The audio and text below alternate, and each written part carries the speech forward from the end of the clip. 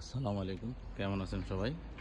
আজকে একটু বাজার করতে বেরোইছি। তো হঠাৎ করে মনে হলো যে একটু পার্কে যাই। পার্কে এসে দেখলাম এই যে আপনার রাসবেরিগুলা, বাংলাদেশে আপনারা যে জায়গাটাকে রাসবেরি বলেন, অনেকে ব্ল্যাকবেরি বলেন, রেডবেরি বলেন। আসলে অরিজিনালি এগুলা ব্ল্যাকবেরি, রেডবেরি। রাসবেরিটা বাংলাদেশি বলে শুধুমাত্র। এগুলো এসে দেখি পাইকে গেছে, প্রচুর পরিমাণে পাইকার গেছে।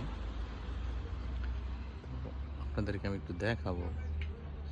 আর এই ফলগুলো বাংলাদেশে আমি খাইছি, আমাদের বাসায় ছিল, কিন্তু এইখানে মানে যতটুকু মিষ্টি বা যতটা মিষ্টতা এটার মধ্যে, বাংলাদেশে আমি অতটা মিষ্টতা পাইনি, অত মিষ্টি লাগে না আমার কাছে। তো নিচে কোনো ডাল পাইতেছি না যে দেখাবো, সবই উঁচুতে।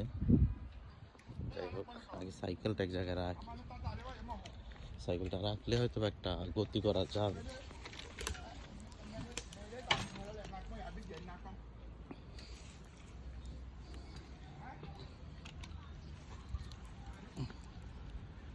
গতবার গাছগুলো একটু ছোটো ছিল, এবার একটু বড় হয়ে গেছে, তো তো তেমন একটা পাওয়া যাচ্ছে না। দেখি এই ডালাটার মধ্যে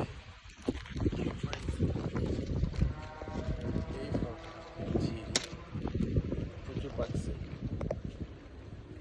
এত পরিমাণে সফট, ধরতে গেলে গলে যায়। তিনটা পারছি।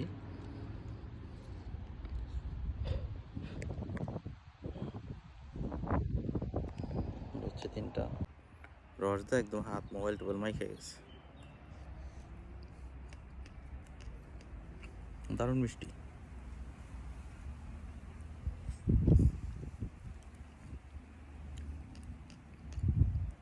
অসাধারণ।